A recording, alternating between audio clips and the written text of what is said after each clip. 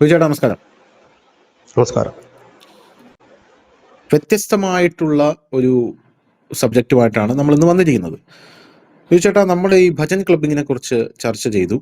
അതിന്റെ കൂട്ടത്തിൽ നമ്മുടെ നാട്ടിൽ മാറി വരുന്ന ജെൻസി കുട്ടികളുടെ പല പല ടേസ്റ്റുകളെ കുറിച്ച് നമ്മൾ ചർച്ച ചെയ്തു. ഇന്നിതാ അശോക യൂണിവേഴ്സിറ്റി ഹരിയാന, ഒരു പ്രൈവറ്റ് റിസർച്ച് യൂണിവേഴ്സിറ്റിയാണ്, വലിയ യൂണിവേഴ്സിറ്റിയാണ്, പേര് കേട്ട യൂണിവേഴ്സിറ്റിയാണ്. ഈ യൂണിവേഴ്സിറ്റിയുടെ ഒരു സർവേ റിപ്പോർട്ട്, അത് BBC ആണ് ഈ റിപ്പോർട്ട് പുറത്തു വിട്ടിരിക്കുന്നത്. ചെറിയല്ല, വലിയൊരു റിപ്പോർട്ടാണിത്. ഇവരുടെ ഒരു സർവേ റിപ്പോർട്ട് പുറത്തു വന്നിട്ടുണ്ട്.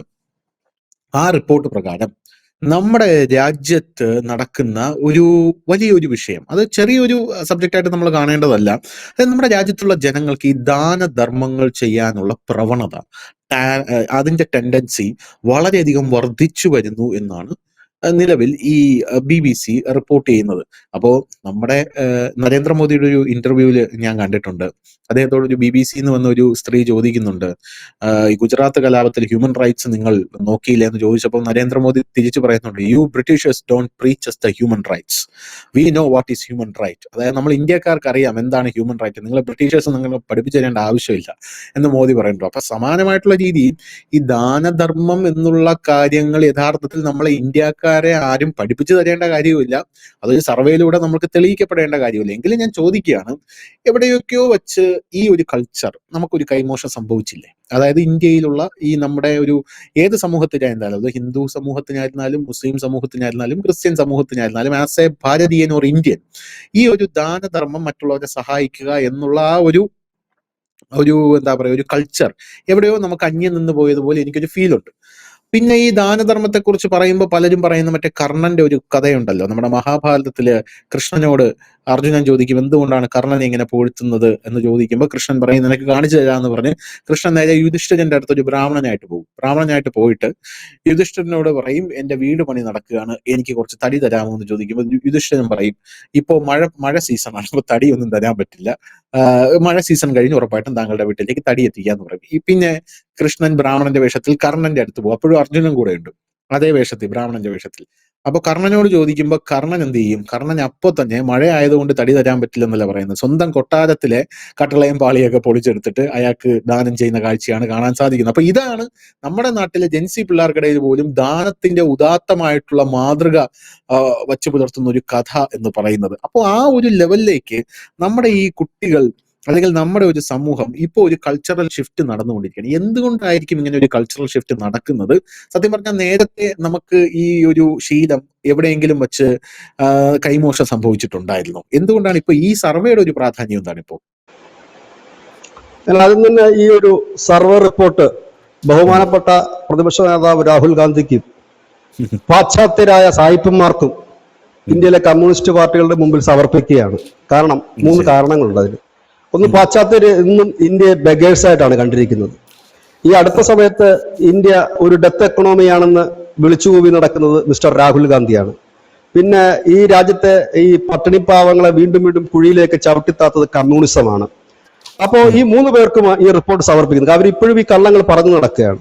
കാരണം ഈ ഇന്ത്യയെ സംബന്ധിച്ച് പറഞ്ഞു കഴിഞ്ഞാൽ 1-2 കോടി രൂപയല്ല, ഇത് അശോക സർവകലാശാലയിലെ centre for social impact and philosophy തയ്യാറാക്കിയ ഹൗ ഇന്ത്യ ഗിവ്സ് 25 എന്ന് പറഞ്ഞ റിപ്പോർട്ടാണ്. ഇത് BBC സമഗ്രമായിട്ട് തന്നെ കൊടുത്തിട്ടുണ്ട്, വായിക്കേണ്ട റിപ്പോർട്ടാണ്. ഇന്ത്യക്കാർ ഇത്ര വിശാല മനസ്കരാണോ എന്ന് ചോദിച്ചാൽ ഒരു വർഷം ശരാശരി $6 ബില്യൺ ദാനങ്ങൾക്കായിട്ട് മാത്രം ചെലവഴിക്കുന്നത്. നമുക്കറിയാം 6 ബില്യൺ അതൊരു ചെറിയ തുകയല്ല, ദാനമായിട്ടാണ് കൊടുക്കുന്നത്, സഹായമായിട്ടാണ് ചെയ്യുന്നത്, വെറുതെ കൊടുക്കുന്നതാണത്, ഇല്ലെങ്കിൽ ഒരു ഹെൽപ്പിന് വേണ്ടി കൊടുക്കുന്നതാണെന്ന് ആലോചിക്കണം. നമ്മൾ പലപ്പോഴും പറയാറുണ്ട് നമ്മൾ ഇന്ത്യയിലെ ഉള്ളവർ കുറച്ചുകൂടെ പിശുക്കന്മാരാണ്, ഇല്ലെങ്കിൽ അങ്ങനെയാണെന്ന് പറയാം. പക്ഷെ അങ്ങനെയല്ല. ഇവരിത് സർവേ എടുത്തിരിക്കുന്ന ഒരുപാട് തലങ്ങൾ പരിശോധിച്ചുകൊണ്ടാണ്. ഒന്ന്, ഈ വൻകിട നമ്മുടെ രാജ്യത്തിന്റെ ബഡ്ജറ്റ്, അതിനകത്ത് എത്ര പോവർട്ടിയെ വേണ്ടി സഹായിക്കുന്നു, ഇല്ല പാവങ്ങൾക്ക് സഹായിക്കുന്നു, അത് നോക്കുന്നുണ്ട് അവര്. അതുകൂടാതെ ഈ പണക്കാരുണ്ടല്ലോ, ഇപ്പൊ നമ്മുടെ ഈ വലിയ വലിയ ബിസിനസ് ഗ്രൂപ്പുകളുണ്ട്, അദാനി, അംബാനി, ഇല്ലെങ്കിൽ ലൂ ഗ്രൂപ്പ്, ഇവരൊക്കെ അവരുടെ വാർഷിക ബഡ്ജറ്റ് തയ്യാറാക്കും, അതിന് അവർ ചാരിറ്റി പ്രവർത്തനത്തിന് വേണ്ടിയിട്ട് തുക മാറ്റിവെക്കാൻ അത് കണക്ക് കൂട്ടുന്നുണ്ട്.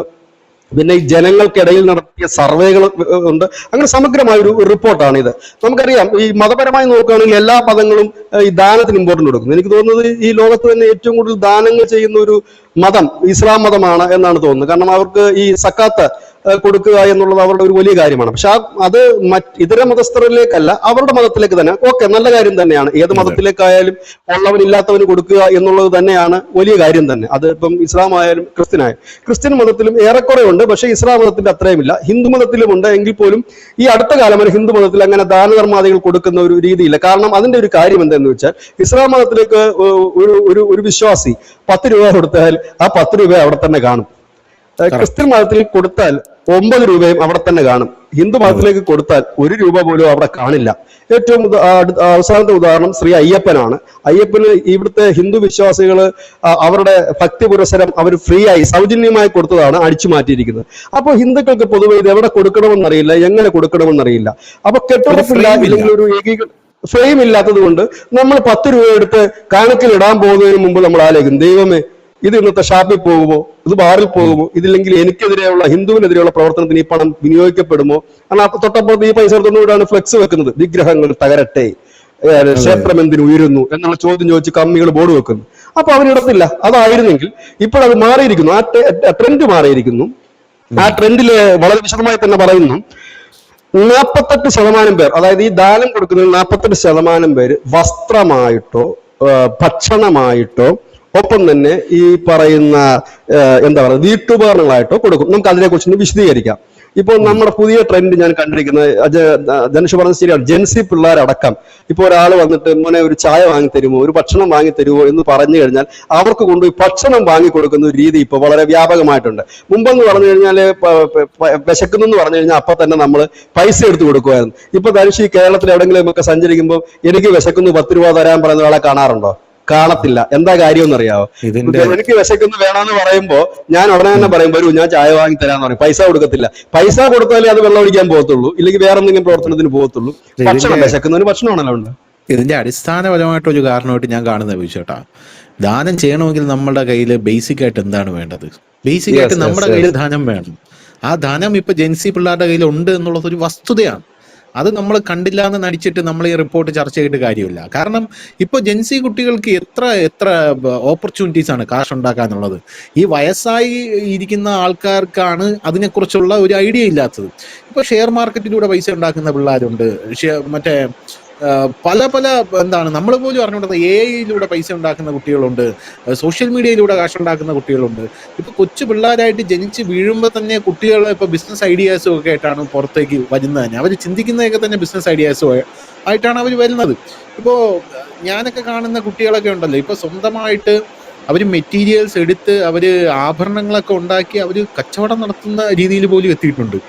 കൊച്ചുകുട്ടികളാ 8ാം ക്ലാസ്സിലും 9ാം ക്ലാസ്സിലൊക്കെ പഠിക്കുകയാണ്. അപ്പോൾ ഒരു കച്ചവടം നടത്തുന്നത്, അപ്പോൾ ആ ഒരു ലെവലിലോട്ട് ഒരു ഇന്നോവേഷൻ നമ്മുടെ രാജ്യത്ത് വന്നിട്ടുണ്ട് എന്നുള്ളത് ഒരു വസ്തുതയാണ്. അപ്പോൾ അങ്ങനെയുള്ളവരുടെ കയ്യിൽ അത്യാവശ്യം ധനമുള്ള ഒരാളുടെ കയ്യിൽ മാത്രമേ ആ ധനം ദാനം ചെയ്യാനുള്ള ഒരു മൈൻഡ് സെറ്റ് കൂടെ വരും. ആദ്യം പൈസ നമുക്ക് ഉണ്ടാവണം. പൈസ ഇല്ലാത്തവൻ എങ്ങനെ ദാനം ചെയ്യും? പൈസ ഇല്ലാത്തവൻ കൂടുതൽ വേണമെന്ന് ആഗ്രഹിക്കുകയല്ലേ ഉള്ളൂ. അപ്പോൾ അത് പിള്ളേരുടെ കയ്യിലുണ്ട്. ആ ഒരു രീതിയിലോട്ട് നമ്മുടെ എക്കണോമി ബൂം ചെയ്തിട്ടുണ്ട് എന്നുള്ളതാണ് ഇതിന്റെ ബേസിക് സ്ട്രക്ചർ എന്നാണ് എനിക്ക് തോന്നുന്നത്. അല്ല, ഇത് പറഞ്ഞപ്പോൾ ഒരു കാര്യമാണ് എന്റെ പെട്ടെന്ന് ഓർമ്മ വന്നത്. ഈ ബീഹാർ നിയമസഭാ തെരഞ്ഞെടുപ്പ് നടക്കുമ്പോൾ നമ്മുടെ ശ്രീമാൻ നരേന്ദ്രമോദി അവിടെ പ്രചരണത്തിന് വന്നായിരുന്നു. അപ്പൊ ഈ 5G ആണല്ലോ ഇപ്പൊ നമ്മൾ ഉപയോഗിക്കുന്നത്, നെറ്റ്. അപ്പൊ അദ്ദേഹം ചോദിച്ചൊരു ചോദ്യം, പറഞ്ഞൊരു കാര്യം, ഇന്ന് നമ്മുടെ പിള്ളേര്, ബീഹാറിലുള്ള എത്ര പിള്ളേര് ഇൻസ്റ്റാഗ്രാമിലും സോഷ്യൽ മീഡിയ വഴിയും പൈസ ഉണ്ടാക്കുന്നുണ്ടെന്ന് പറയുന്നു. അപ്പൊ എന്റെ കണ്ണ് അവിടെ പോയത് ഒരാളിലേക്കാണ്. ബീഹാറിലെ ഏറ്റവും വലിയ ഫോളോവേഴ്സ് ഉള്ള ഒരു ഗായികയുണ്ട്, അത് ആ വേദിയിൽ ഇരിപ്പുണ്ട്. ഈ അടുത്ത് കേരളത്തിലേക്ക് വന്ന മൈഥിലി താക്കൂർ ഇരിപ്പുണ്ട്. അപ്പൊ നരേന്ദ്രമോദി അത് പറയുന്നില്ല, അദ്ദേഹം അങ്ങനെ വേദിയിലിരുന്ന് വലിയ ജനത്തിന് അഭിസംബോധന നോക്കൂ. 10 കോടി പേരാണ് ധനുഷ് ഇന്ത്യയിൽ സോഷ്യൽ മീഡിയ വഴി പണം ഉണ്ടാക്കുന്ന ബ്ലോഗേഴ്സ് ഉണ്ട്, ഇൻസ്റ്റാഗ്രാമേഴ്സ് ഉണ്ട്, നമ്മളെ കണക്കുള്ള ജേർണലിസ്റ്റുകളുണ്ട്. അങ്ങനെ ഓൺലൈൻ വഴി മാത്രം 10 കോടി പേരാണ്. ഠാക്കൂറിന് ഓൺലൈൻ വഴി പണം ഉണ്ടാക്കേണ്ട ആവശ്യമില്ല. അവര് ഭജനയിലൂടെയാണ് അവർ വന്നത്. അപ്പൊ ഞാൻ ആലോചിക്കുന്ന സംഭവം അറിയാമോ ചേട്ടാ, നമ്മുടെ കേരളത്തിലുള്ള കുട്ടികള് പല കുട്ടികളും ഈ ഓൺലൈൻ വഴി പൈസ ഉണ്ടാക്കുന്നതിൽ പല തെറ്റായ കാര്യങ്ങളിലൂടെ പൈസ ഉണ്ടാക്കുന്ന കുട്ടികളുണ്ട്. അവർക്ക് വലിയൊരു മാതൃകയാണ് സത്യം പറഞ്ഞ മൈഥിലി ഠാക്കൂർ. നമ്മുടെ കൾച്ചറിനെ മുറുക്കി പിടിച്ച് ആ കൾച്ചറിനകത്തൂടെ നമുക്ക് മുന്നിലേക്ക് വരാമെന്നുള്ള ആ ഭജൻ അവർ കൃത്യമായിട്ട് കൊണ്ടുവന്ന് അവരുടെ ഓൺലൈൻ അവർക്കൊരു ടൂള് മാത്രമാണ് അത് പ്രചരിപ്പിക്കാനുള്ള. മറിച്ച് അവരുടെ ലക്ഷ്യം എന്ന് പറഞ്ഞാൽ അവർ യഥാർത്ഥത്തിൽ അത് അവരോട് ഒരാൾ ചോദിക്കുന്നുണ്ട്, യഥാർത്ഥത്തിൽ നിങ്ങൾ ഇത് പാടുമ്പോൾ നിങ്ങൾക്ക് എന്താണ് കിട്ടുന്നത്, കാശിന് വേണ്ടിയിട്ടാണോ എന്നുള്ള ചോദിക്കുമ്പോൾ അവർ കൃത്യമായിട്ടുള്ള മറുപടിയാണ്, എനിക്കിത് ആലപിക്കുമ്പോൾ ആനന്ദമാണ് കിട്ടുന്നത് എന്നാണ് അവർ പറയുന്നത്. വേറെ ഒന്നുമില്ല. അവിടെ ഒരു കൃത്യമായിട്ടുള്ള ഒരു പ്യുവർ മോട്ടീവാണ്. അതിനകത്ത് വേറെ സ്വാർത്ഥതയൊന്നുമില്ല. അല്ല, അടുത്തവര് മോദി അതും പറയുന്നുണ്ട്. മോദി പറഞ്ഞു ഇതിനകത്ത് ക്യാഷ് ഉണ്ടാക്കുന്നത് എങ്ങനെയാണെന്ന് കൂടെ പുള്ളി വിശദീകരിക്കുന്നു. പുള്ളി അത് ചോദിക്കുന്ന അടുത്ത ചോദ്യം, നിങ്ങളുടെ വീട്ടിലെ പയറ് നിങ്ങളിപ്പോ സോഷ്യൽ മീഡിയ ഇട്ടിട്ടല്ലേ വിൽക്കുന്നത്?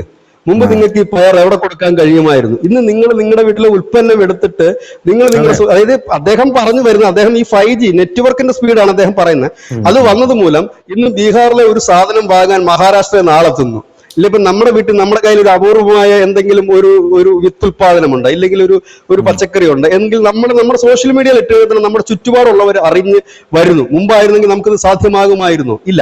പക്ഷെ ഇവിടെ ശ്രദ്ധിക്കേണ്ട ഒരു കാര്യം, ഇത്രയൊക്കെ പണം ഉണ്ടാകുമ്പോഴും അതിന്റെ 15% ഒരു ഇന്ത്യക്കാരന്റെ കുടുംബ ബഡ്ജറ്റിന്റെ 15% ഒരു വർഷത്തിൽ വസ്ത്രമായിട്ടോ ഭക്ഷണമായിട്ടോ സേവനമായിട്ടോ പണമായിട്ടോ ദാനം ചെയ്യുന്നു എന്നുള്ളതാണ് ഈ സർവേ വ്യക്തമാക്കുന്ന ഒരു കാര്യം.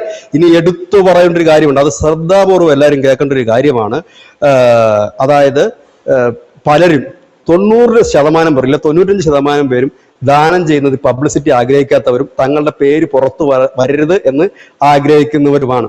നമുക്കറിയാം, നമ്മുടെ സോഷ്യൽ മീഡിയ ഒക്കെ തുറന്നു കഴിഞ്ഞാൽ ഒരു ചാക്ക് അരി കൊടുത്തിട്ട് ഒരു 10,000 PR ഏജൻസിയെ കൊണ്ട് സോഷ്യൽ മീഡിയ കൂടെ ഒരു ലോഡ് അരി കൊടുത്തിടക്ക് തള്ളിക്കൊണ്ട് നടക്കുന്നവരും താൻ എന്തെങ്കിലും ചെയ്തു നന്മമരങ്ങളായിട്ട് നടക്കുന്നവരുണ്ട്. അവിടെ ഉള്ളിടത്താണ് ഇന്ത്യക്കാരന്റെ മറ്റൊരു മനസ്സ്.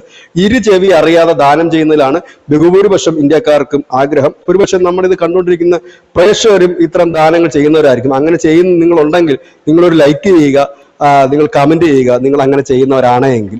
ഏതായാലും ഇനി ബാക്കിയാണ് സർവേയിലോട്ട് നമുക്ക് പോകാം. 44% പേര് പണം നൽകുന്നവരാണ്. 48% പേര് ഭക്ഷണം, വസ്ത്രം, വീട്ടുപകരണങ്ങൾ. ചിലപ്പോൾ നമ്മൾ ഈ ഫ്രിഡ്ജൊക്കെ ചില ആളുകൾ, ഫ്രിഡ്ജും മിക്സിയൊക്കെ ചില ആളുകൾ ഒരു പരിധി വരെ ഉപയോഗിച്ച് കഴിഞ്ഞാൽ പുതിയ മോഡലൊക്കെ വരുമ്പോൾ അവർ ഈ പഴയത്, അത് 1-2 വർഷമൊക്കെ ഉപയോഗിച്ച ഫ്രിഡ്ജും ഇതൊക്കെ പാവപ്പെട്ടവർക്ക് നൽകാറുണ്ട്. അത് വാങ്ങാൻ നിവൃത്തിയില്ലാത്തവർക്ക് നൽകാറുണ്ട്. ചിലപ്പോൾ അത് ഒരു വില കൂടിയ ഫ്രിഡ്ജും ഒക്കെ ആകാം, 10,000-20,000 രൂപ വിലയുള്ള ഫ്രിഡ്ജുകളും മറ്റുമാകാം. അങ്ങനെ നൽകുന്നവരാണ്. ഇത് 44% പേര് പണം നൽകുന്നവരാണ്. ഈ നൽകുന്ന പണം എവിടെയെന്ന് വെച്ചാൽ അവിടെയും വളരെ വ്യക്തമായി തന്നെ ഒരു കാര്യം പറയുന്നു.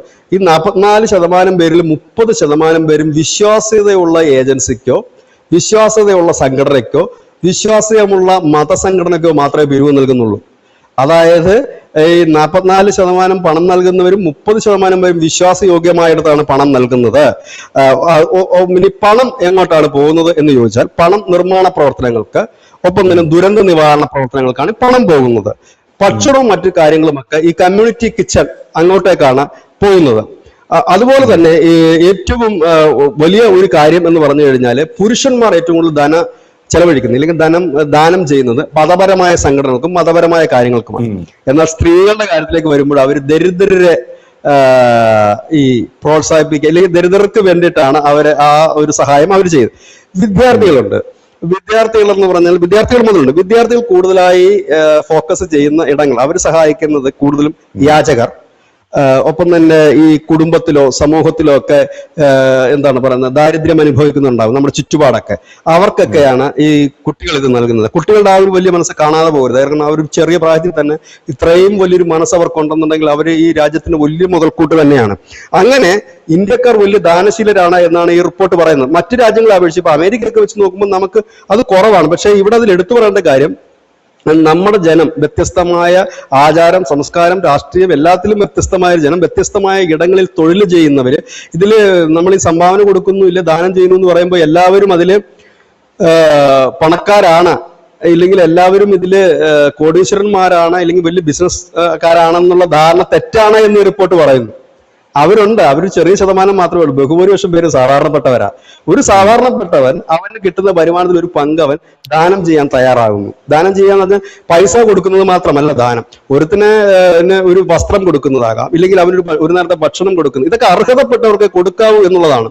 ഇപ്പൊ നമുക്ക് നന്മമരങ്ങൾ പൈസ ആവശ്യപ്പെട്ടുകൊണ്ടുള്ള പോസ്റ്റുകൾ ഇടാറില്ല സോഷ്യൽ മീഡിയയിൽ. കാരണം ജനം കൊടുക്കാറില്ല ഇപ്പൊ.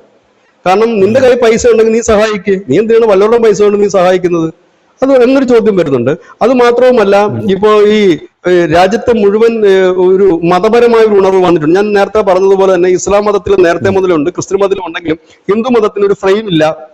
ഇല്ലെങ്കിൽ ഈ പണം എവിടെ കൊടുക്കണമെന്ന് അറിയില്ല എങ്കിൽ ഇന്ന് അതിന് ഒരുപാട് മാറ്റം വന്നിട്ടുണ്ട് സോഷ്യൽ മീഡിയ. ഇപ്പൊ നമ്മൾ നേരത്തെ ഭജൻസ് ക്ലബിനെ കുറിച്ച് നമ്മൾ ചർച്ച ചെയ്തിരുന്നു. ഭജൻസ് ക്ലബ്ബ് പോലെ ഒരു വലിയ മൂവ്മെന്റ് ദാനങ്ങളിലും വന്നിട്ടുണ്ട്. ദാനധർമാദികളും വലിയ കാര്യമാണ്, മഹത്തായ കാര്യമാണ്. ദാനം ചെയ്യുന്നതിലൂടെയും എനിക്ക് പുണ്യം നേടാൻ കഴിയും, ഇല്ലെങ്കിൽ എന്റെ ആ ലക്ഷ്യത്തിലേക്ക് എത്താൻ കഴിയും, മോക്ഷം നേടാൻ കഴിയും എന്ന ഒരു ചിന്താഗതി വളരായിട്ട് വന്നിട്ടുണ്ട്. അത് ഇത് ഹിന്ദു മതത്തിനുള്ള ആശയം തന്നെയാണത്. അത് അവർക്ക് മുമ്പ് പറഞ്ഞു കൊടുക്കാൻ ആളില്ലായിരുന്നു, ഇല്ലെങ്കിൽ പറഞ്ഞു കൊടുക്കുന്നവൻ അവന്റെ പോക്കറ്റിലേക്ക് കൊണ്ടുവരുമായിരുന്നു ആ പൈസ. ഇന്നിപ്പോ അത് മാറിയിരിക്കുന്നു. ഇപ്പൊ സേവാഭാരതിക്ക് പൈസ കൊടുക്കുന്നതിൽ ആർക്കും ഒരു മടിയില്ല. കാരണം അവര് എന്താണ് ഈ രാജ്യത്ത് ചെയ്യുന്നതെന്ന് എല്ലാവർക്കും അറിയാം. ലോകത്തിലെ തന്നെ ഏറ്റവും വലിയ കുഷ്ഠരോഗ ആശ്രമമാണ് കുഷ്ഠാശ്രമം വാരണാസിയിലുള്ളത്. അവിടത്തേക്ക് ജനം പൈസ കൊടുക്കുന്നുണ്ട്. കാരണം ലോകത്തിലെ തന്നെ ഏറ്റവും കൂടുതൽ കുഷ്ഠരോഗം ചികിത്സിക്കുന്നത് അവിടെയാണ് ഈ മദർ തെരേസ പൊളിഞ്ഞു പോയത്. അവരായിരുന്നു വലിയ സംഭവം എന്ന് പറഞ്ഞിടത്ത് പൊളിഞ്ഞ. അന്നോട്ടെ ആശ്രമം പണ്ട് പുരാതന കാലം തൊട്ടേ ഉള്ളതാണ്. അപ്പം അവിടത്തേക്ക് ഒരുപാട് പേര് പണം കൊടുക്കുന്നുണ്ട്. ഇപ്പൊ നോർത്തിൽ തന്നെയുള്ള ഒരുപാട് ആശ്രമങ്ങളുണ്ട് ഈ സാധാരണപ്പെട്ടവർക്കും അശരണർക്കും വേണ്ടി മാത്രമുള്ളവർ. ഇവിടെയൊക്കെയാണ് സ്വാമിമാര് ഈ മഹത്വവൽക്കരിക്കപ്പെടുന്നത്. ഇതിൽ ഉടായ്പകളും ഉണ്ട്, ഇല്ലെന്നുള്ളതല്ല. ഇപ്പൊ നമ്മൾ കേരളത്തിൽ നിന്നൊക്കെ ഒരുപാട് എണ്ണത്തിന് അറസ്റ്റ് ചെയ്യുന്നൊക്കെ ഇല്ല. ഉടായ്പകളുണ്ട്, ഉടായ്പകളെ ജനം തിരിച്ചറിയുന്നുണ്ട് ഒരു വലിയ പരിധി വരെ. അതാണ് ഈ സർവേ വ്യക്തമാക്കുന്നത്. വളരെ കുറച്ച് ശതമാനം പേരെ ഉടായ്പകളുടെ പൈസ കൊടുക്കുന്നുള്ളൂ. അപ്പം അവരിങ്ങനെ ജീവകാരുണ്യ പ്രവർത്തനങ്ങൾക്കും മറ്റുമായിട്ട് കൊടുക്കുന്നുണ്ട്, മരുന്ന് വാങ്ങി കൊടുക്കുന്നുണ്ട്. ഇപ്പൊ കേരളത്തിലെ ഹിന്ദു ഹെൽപ്പ് ലൈൻ എന്ന് പറഞ്ഞൊരു സംഘടനയുണ്ട്.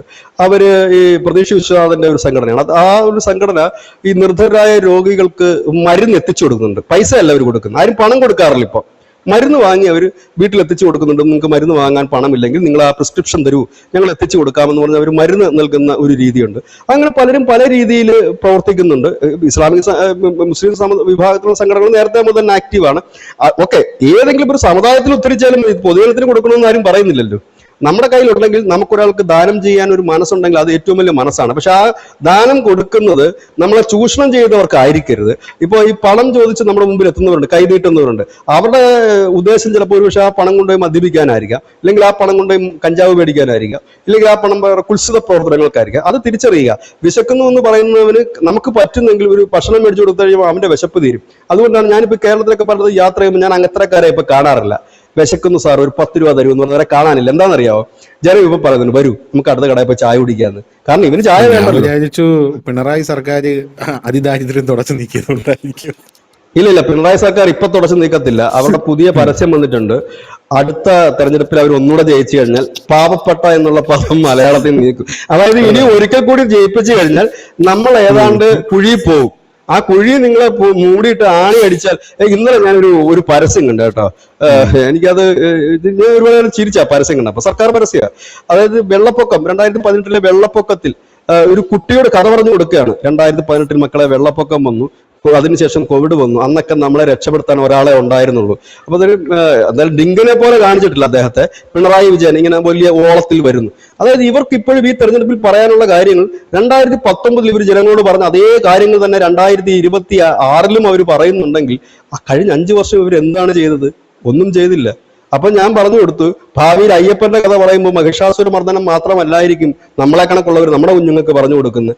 മകനെ, അങ്ങനെ 2026 ആയപ്പോഴേക്കും അയ്യപ്പന്റെ മുതല് കട്ട കുറെ പേരെ പോലീസ് പിടിച്ചു എന്ന കഥ കൂടെ പറയും. ഇനി അതും പുരാണത്തിന്റെ ഭാഗമായിട്ട് മാറും, യാതൊരു ഡൗട്ടും ഇല്ല അതില്. അയ്യപ്പനെ കുറിച്ച് പറയുമ്പോൾ ഉപകഥകളായിട്ട് വരും. ഏതായാലും ദാനം ചെയ്യുന്ന ഒരു വലിയ മനസ്സുള്ളവരാണ് ഇന്ത്യക്കാർ എന്നത് അറിയിക്കാൻ വേണ്ടിയിട്ടാണ് ഈ ഒരു അനാലിസിസ് നമ്മൾ വെച്ചത്. കാരണം ഇത്തരം വാർത്തകൾ പതിവുപോലെ നമ്മുടെ മലയാള മാധ്യമങ്ങൾ നൽകാറില്ല. മുക്കുമെന്ന് ഉറപ്പുള്ളത് കൊണ്ടാണ് ജനങ്ങൾ ഇതിന്റെ ഒരു സത്യാവസ്ഥ മനസ്സിലാകണം. ഇന്ത്യ എത്രത്തോളം മാറുന്നു, എക്കണോമിക്കലി മാറുന്നുണ്ട്, മതപരമായി മാറുന്നുണ്ട്, ഒപ്പം മൈൻഡ് സെറ്റ് മാറുന്നു. മതപരമായിട്ട് മാത്രമല്ല, മൈൻഡ്, അവന്റെ മനോനില മാറുന്നു. ഇന്ത്യക്കാരന്റെ സഹായവും സഹാനുഭൂതിയും ഒക്കെ വാനോളം ഉയരുകയാണ് ഇന്ത്യക്കാരന്റെ എന്നതുകൂടെ വ്യക്തമാക്കാനാണ് നമ്മൾ അനാലിസിസ് ചെയ്തത്. നിങ്ങളും ദാനം ചെയ്യുമെങ്കിൽ ഞാൻ മുമ്പ് പറഞ്ഞ കണക്ക് ഈ ഒരെണ്ണം ലൈക്ക് ചെയ്യുക, ഒപ്പം നിങ്ങൾ കമന്റ് ചെയ്യുക നിങ്ങളുടെ ഒരു വലിയ മനസ്സും കൂടെ.